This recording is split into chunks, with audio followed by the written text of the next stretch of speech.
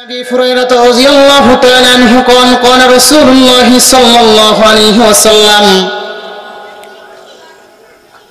হযরত আবু হুরায়রা রাদিয়াল্লাহু তাআলা আনহু থেকে বর্ণিত আল্লাহ রাসূল সাল্লাল্লাহু আলাইহি ওয়াসাল্লাম বলেন, এই হাদিসের আলোকে যখন সমাজের ভিতরে এই সমস্ত জিনিসগুলো সংগঠিত হয়ে যাবে তখন তোমরা ভেবে নিবে কিয়ামত আর বেশি দূরে নাই। তখন তোমরা ভেবে নিবে কিয়ামত আর বেশি দূরে নয়, কিয়ামত অনেক নিকটবর্তী। এক নম্বর, ইদাতু খিদাল ফাইউদু আলাম, ইদাতু খিদাল ফাইউদু আলাম, যখন গনিমতের মাল ব্যক্তিগত সম্পদে পরিণত হয়ে যাবে। দুই নম্বর, ওয়াল আমানাতু মাগনামা, আমানতের মান লুটের মালে পরিণত হবে। আজ আমাদের উপরে যারা আছে, যার একটু ক্ষমতা আছে, আমার যদি তার কাছে দেয়া হয় আমানত কি ঠিক থাকে ভাই? ঠিক থাকে না। গরিব মানুষ আমানত ঠিক মতো পায় না। গরিব মানুষের যে সম্পদটা আমার কাছে উপস্থিত হয়েছে, যেটা আছে, এটা গরিব মানুষের হক। পয়গম্বর আলাইহিস সালাম বলেন, যখন দেখবা আমানত নেতা পিতারা ঠিক রাখতে পারবে না, তখন ভেবে নেবা কিয়ামত আর বেশি দূরে নয়। তিন নম্বর, যাকাতু মাগরামা, মানুষ যাকাতকে জরিমানা মনে করবে, যাকাত দিতে চাবে না। যাকাতকে কি জরিমানা মনে করা হয় না? মানুষ আজকে যাকাত দেয়, যাকাতের জন্য লুঙ্গি তৈরি করা হয়েছে, ঠিক কিনা বলেন? যাকাতের শাড়ি আছে, আরে শাড়ি আর লুঙ্গি দিয়ে কি যাকাত আদায় হয়? যাকাত গরিব মানুষের যেটা চাহিদা আছে, যেটা হাজত আছে, খাবার নাই খাবারে দিতে হবে, টাকা নাই টাকা দিয়ে যাকাত পূরণ করতে হয়। কিন্তু বর্তমান যাকাত লুঙ্গি এবং আপনার যে শাড়ি দিয়ে দেওয়া হয়, 200 টাকা 300 টাকার লুঙ্গি, এই দিয়ে দেওয়া হয় যাকাত। তো যাকাত আল্লাহর পয়গম্বর সাল্লাল্লাহু আলাইহি ওয়াসাল্লাম বলেন, দুনিয়াতে যখন এই সময়টা চলে আসবে মানুষ যাকাতকে জরিমানা মনে করবে, তখন তোমরা ভেবে নিবে কিয়ামত আর বেশি দূরে নয়। সিদ্দিক আকবর হযরত আবু বকর সিদ্দিক রাদিয়াল্লাহু তাআলা আনহু খিলাফতের আসনে আল্লাহ রাসূল মারা যাওয়ার পর যখন তিনি খলিফাতুল মুসলিমিন হইলেন, একদল মানুষ আল্লাহ রাসূলকে অস্বীকার করল, মুসাইলামাতুল কাজ্জাবের অনুসারী হয়ে গেল, মুরতাদ হয়ে গেল। আর একদল মানুষ মুনাফিকের আবির্ভাব হলো, অর্থাৎ মুনাফিক যারা ছিল তারা তাদের বহিঃপ্রকাশ ঘটালো। সিদ্দিক আকবর হযরত আবু বকর সিদ্দিক রাদিয়াল্লাহু তাআলা আনহু সাহাবায়ে কিরামদেরকে ডাকলেন, দেখো একদল আল্লাহ রাসূলকে অস্বীকার করেছে, মুরতাদ হয়ে গেছে, আর একদল মুনাফিক হয়ে গেছে। কি করা যায় এমন তো মুহূর্তে? এর মাঝে আবার একদল লোক যাকাত দিতে অস্বীকার করলো। মুসলমান ভাই একটু বিপদের ভিতরে পড়ে গেল। সিদ্দিক আকবর সাহাবায়ে কিরামদেরকে ডাকছেন। হযরত ওমর রাদিয়াল্লাহু তাআলা আনহু বলতেছেন, কথাগুলো লক্ষ্য করে শুনবেন, গুরুত্বপূর্ণ কথা। হযরত ওমর রাদিয়াল্লাহু তাআলা আনহু বলতেছেন, ও খলিফাতুল মুসলিমিন হযরত সিদ্দিক আকবর, দেখো একদিক দিয়ে একদল মানুষ মুরতাদ হয়ে গেছে, আর একদল মানুষ মুনাফিক হয়ে গেছে, আর একদল মানুষ যাকাত দিতে অস্বীকার করেছে। সবার সাথে যদি যুদ্ধ করি তাহলে আমরা একটু বিপদের ভিতরে পড়ে যাব, একটু বিপদ হয়ে যাবে। হযরত ওমর রাদিয়াল্লাহু তাআলা বলতেছেন, সিদ্দিক আকবর, আমি বলতে চাই যারা যাকাত দিতে অস্বীকার করছে তাদের বিরুদ্ধে পরে যুদ্ধ করি, আপাতত যারা মুরতাদ হয়ে গেছে তাদের বিরুদ্ধে যুদ্ধ করি। সিদ্দিক আকবর বসা থেকে উঠে দাঁড়ায় গেলেন, বললেন, ওমর তুমি কি বললা? ওমর তুমি কি বললাম? ওমর তুমি শুনে রাখো, রাসূলের যুগে যেই ব্যক্তি একটা বকরি, একটা ছাগল যাকাত দিত, একটা দুম্বা যাকাত দিত, ওই ব্যক্তি যদি দুম্বার সাথে বা ওই ছাগলের সাথে রশিটা দিতেও যদি অস্বীকার করে যে আমি রশিটা যাকাত দিব না, আমি সিদ্দিক আকবর তাহলে তাদের বিরুদ্ধে যুদ্ধ ঘোষণা করব। সুবহানাল্লাহ। সাহাবায়ে কিরামদের ঈমান, এটা হলো সাহাবায়ে কিরামদের ঈমান। 3 নম্বর, আল্লাহর পয়গম্বর বলতেছেন, ওয়া আতাআর রাজুলু ইমরাতাহু, পুরুষ লোক স্ত্রী লোকের অনুগতশীল হয়ে যাবে। ওয়া হাক্কু উম্মাহু, নিজ মায়ের অবাধ্য হবে। এটা কি হচ্ছে না? কথা বলেন, হইতেছে কিনা? পয়গম্বর আলাইহিস সালাম বলেন, পুরুষ মানুষ স্ত্রীর কথা শুনবে কিন্তু মাকে বাদ দিবে না, মাকে অবজ্ঞা করবে, মাকে তিরস্কার করবে, মার কথা সহ্য হবে না, স্ত্রীকে বড় ভালোবাসবে। আল্লাহর পয়গম্বর বলেন, এই সমস্ত সময় যখন আসবে ভেবে নিবা কিয়ামত আর বেশি দূরে না, কিয়ামত অনেক নিকটবর্তী, কিয়ামতের সময় ঘনিয়ে আসছে। 5 নম্বরে বলতেছেন ওয়াতুআল্লিমা লিগাইরিদ্দিন, কিয়ামত যখন নিকটবর্তী হয়ে যাবে ধর্মবিরোধী শিক্ষার প্রচলন হবে। ধর্মবিরোধী শিক্ষার প্রচলন হয় নাই, হয়েছে কিনা? বইয়ের ভিতরে দেখেন মিস্টার ডারউইনের গল্প আনা হয়েছে। মিস্টার ডারউইন বলে মানুষ সৃষ্টি বানর থেকে, বলেন না নাউজুবিল্লাহ, মানুষ সৃষ্টি কার থেকে? বানর থেকে বলে। আর আল্লাহ বলেন না না না, মানুষ তোরা বানরের সৃষ্টি না। ওয়ালাকাদ কাররামনা বানি আদম, আল্লাহু আকবার। ও মানুষ, তোমরা বানর থেকে সৃষ্টি না, তোমাদের যিনি সৃষ্টি করেছেন একজন বাবা এবং একজন মার মাধ্যমে। তোমাদের পিতার নাম হলো হযরতে আদম আলাইহিস সালাম আর মায়ের নাম হলো হাওয়া আলাইহিস সালাম। বলেন না সুবহানাল্লাহ। মিস্টার ডারউইন বলেন যে মানুষ বানরের থেকে সৃষ্টি, আল্লাহ বলেন না, তোমাদের মা বাবা আছে, তোমরা মানুষের সৃষ্টি। এই হলো আমাদের শিক্ষা ব্যবস্থা। আরো অনেক কথাই বলা যাবে কিন্তু সময় হবে না। তো আল্লাহর পয়গম্বর বলতেছেন ওয়াতুআল্লিমা লিগাইরিদ্দিন, ধর্মবিরোধী শিক্ষার প্রচলন যখন হয়ে যাবে তখন তোমরা ভেবে নিবা কিয়ামত আর বেশি দূরে না, কিয়ামত চলে আসছে। 6 নম্বর আল্লাহর পয়গম্বর বলতেছেন, 6 নম্বর আল্লাহর পয়গম্বর বলেন ওয়াকসা আবাহু ওয়াআদনা সাদিকাহু, বন্ধু বান্ধবকে কাছে টেনে নিবে, বাবাকে দূরে সরাই দিবে। হচ্ছে কিনা? বন্ধু বান্ধবকে কাছে টেনে নিবে, বাবাকে দূরে সরিয়ে দিবে, মা বাবার কথা মানবে না, মা বাবার অবাধ্য হবে। অথচ আল্লাহর পয়গম্বরকে আল্লাহ রাব্বুল আলামিন জানায় দেয় ওয়াকাদা রাব্বুকা আল্লা তা'বুদু ইল্লা ইয়াহু ওয়া বিল ওয়ালিদাইনি ইহসানা। ও পয়গম্বর, আপনার উম্মতদেরকে জানিয়ে দেন পৃথিবীর সমস্ত মানুষজন একমাত্র আল্লাহর ইবাদত বন্দেগী করে, আর আল্লাহর ইবাদত বন্দেগী করার পর তার উপর আরেকটা ফরজ হুকুম আছে, সেটা হলো মা বাবার হক যেন আদায় করে, মা বাবার কথা যেন মানে। আজ যুব সমাজ বড় নষ্টের দিকে চলে গেছে, মা বাবার কথা মানতে চায় না, মা বাবাকে শ্রদ্ধা সম্মান করে না। অথচ আল্লাহ রাব্বুল আলামিন বলেন মা বাবার উপর ইহসান করো, ওয়াবিল ওয়ালিদাইনি ইহসানা। ইম্মা ইয়াবলুগান্না ইনদাকাল কিবরা আহাদুহুমা আও কিলাহুমা ফালা তাকুল লাহুমা উফফিন ওয়ালা তানহারহুমা। মা বাবার সাথে ভালো আচরণ করো। কেমন আচরণ করো? ভাই, মা বাবার শরীরে যখন শক্তি থাকবে না, হাড়গুলো শুকিয়ে যাবে, কথা ভালো ভাই বলতে পারবে না, তাদের সাথে এমন আচরণ করো না যেন বলে উফ আমি ব্যথা পেলাম সন্তান, তোর আচরণের দ্বারা আমি ব্যথা পেলাম। এতটুকু কথা যেন মা বাবা বলে না।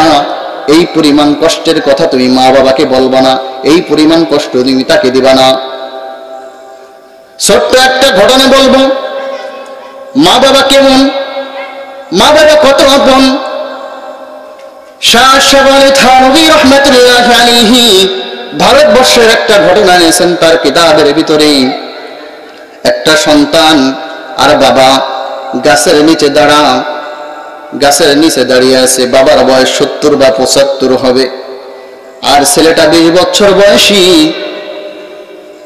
এবার বৃদ্ধ বাবা গাছের আগার দিকে তাকায় বলতেছেন, বাবা ও আমার সন্তান, গাছের উপরে কি দেখা যায়? সন্তান বলতেছেন, কাক দেখা যায়। আবার বাবা, বৃদ্ধ বাবা বলতেছেন, বাবা চোখে ভালো দেখতেছি না, গাছের উপরে কি দেখা যায়? সন্তান বলতেছেন, কাক দেখা যায়। বাবা আবার বলতেছেন, গাছের উপরে কি দেখা যায়? সন্তান চিৎকার মারে বলতেছেন, বারবার বলতেছি তুমি শোনো না, কাক দেখা যায়।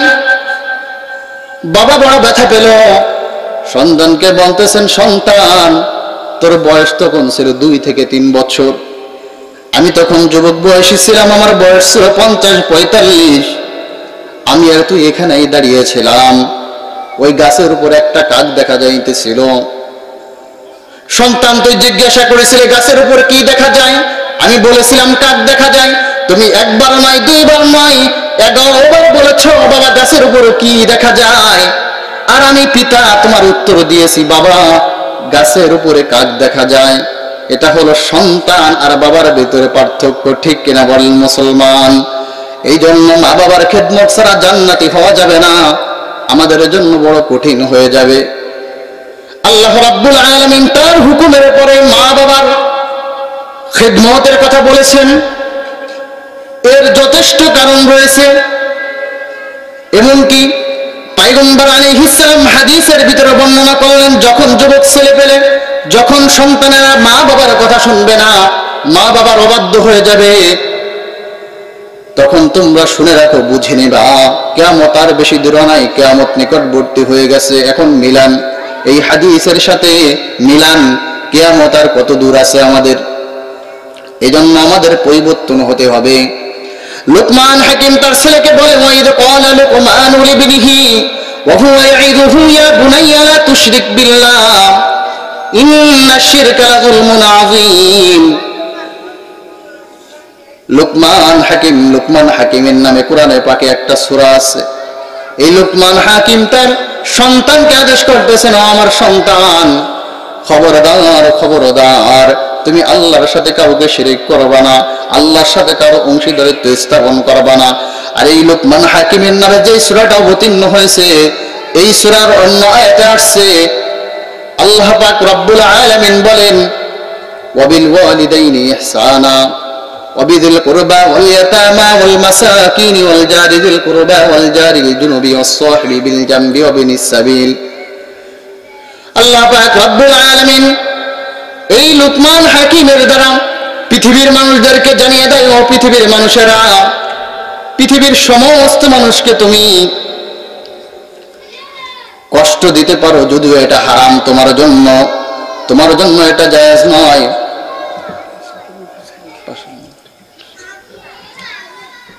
সবাই একটু জিকির করে, সবাই বলেন লা ইলাহা ইল্লাল্লাহ। কে কথা বলবো না? বাবা তোমরা কথা বলো কেন? হুজুরা বয়ান করতে পারবে না, এসে কথা বলো না। লা ইলাহা ইল্লাল্লাহ, লা ইলাহা ইল্লাল্লাহ, ইল্লাল্লাহ, লা ইলাহা ইল্লাল্লাহ। সামনে আগান, এই মাঝে ফাঁকা জায়গা আছে। লা ইলাহা ইল্লাল্লাহ, লা ইলাহা ইল্লাল্লাহ। যাই হোক, বলতেছিলাম হাদিসের আলোকে কিয়ামতের কয়েকটা আলামতের কথা বললাম। তো পয়গম্বর আলাইহিস সালাম বলতেছেন, এইগুলো যখন সমাজে সংগঠিত হয়ে যাবে বাবা, কিয়ামত আর বেশি দূরে নয়। তো মাইকের আওয়াজ যত দূরে যাচ্ছে, আমি সবাইকে বলবো, আমরা যেভাবে জীবন যাপন করতেছি, আসলে এই জীবন না, আমাদের একটা জীবন আছে। আমাদের এই জীবনের শুরু হয়েছে, শেষও আছে, কিন্তু ওই জীবনে যখন চলে যাব, ওই জীবনের শুরু আছে, শেষ আছে, শেষ নাই। কবি এই জন্য তো বলে, পরের বাড়ি পরের ঘর, ঘর বাঁধিয়ার ওই ঘরের মালিক আমি নই, ঠিক কিনা বলেন? আমি আপনি যেই ঘরের ভিতরে থাকি, ওই ঘরের দাবিদার ছিল আমার দাদা, কিন্তু আজ নাই।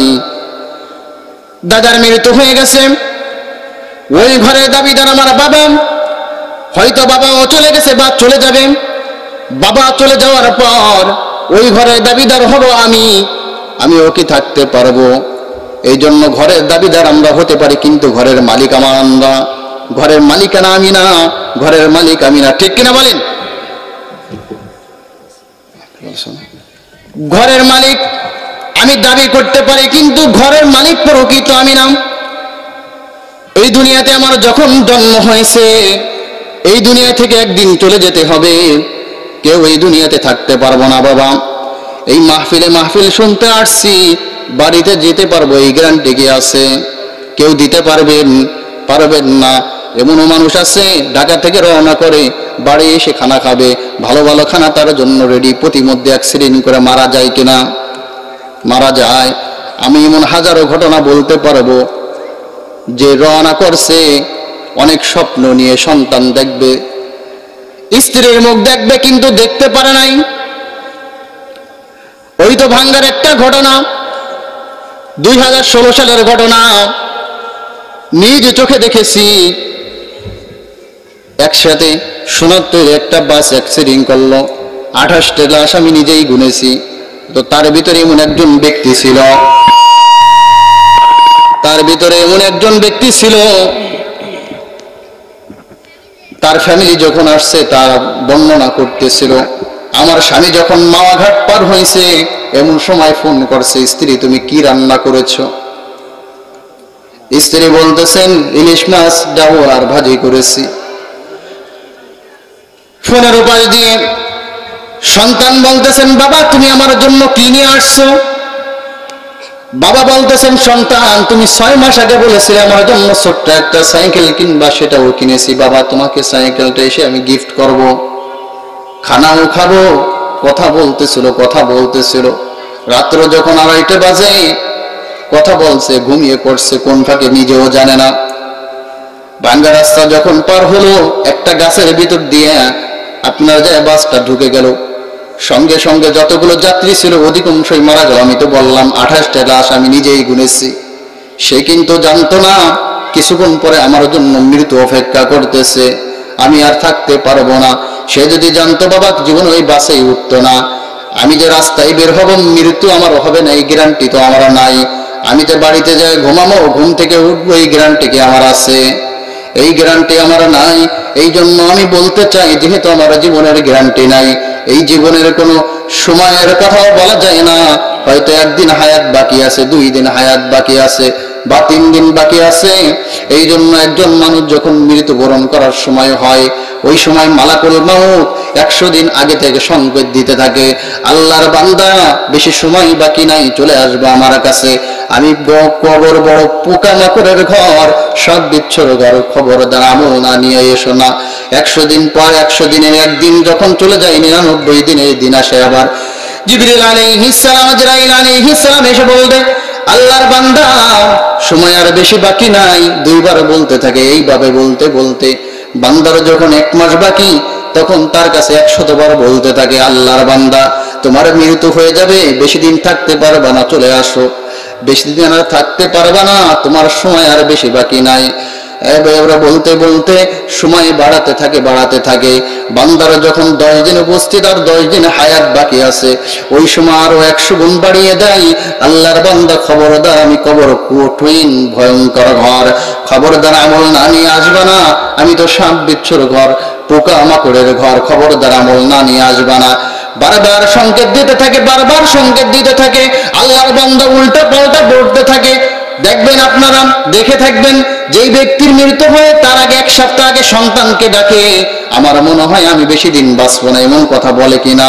নাতিকে বলে আমার মনে হয় বেশি দিন বাঁচবো না, মাফ করে দিস। সবার কাছে মাফ চাওয়া শুরু করে। আজরাইল আলাইহিস সালাম সংকেত দিতে থাকে আল্লাহর বান্দা থাকতে বেশি দিন পারবা না। অতএব মুসলমান আপনাদেরকে আমি একটা কথাই বলতে চাই, থাকতে যেহেতু পারবো না আমাকে আমি এখনই পরিবর্তন করব। কখন? এখন। কাল থেকে ভালো হয়ে যাব, 2 দিন পর ভালো হব, 15 দিন পর ভালো হবে। কিছু যুবক ছেলেবেলের কাছে বলার পর যদি বলি যে ভাই নামাজে আসো, বড় নামাজ পড়ার সময় আছে, 30 পার হোক, 35 পার হোক, 40 পার হোক, এমন কথা বলে কিনা। দেখা যায় পরের দিন মোটরসাইকেল নিয়ে বের হয়েছে, প্রতিমধ্যে চর পড়া যায়, অ্যাক্সিডেন্ট করছে, জায়গায় শেষ। এমন হয় কিনা? হাজার ঘটনা এমন আছে। এই জন্য বাবা দুনিয়া থাকার জায়গা না।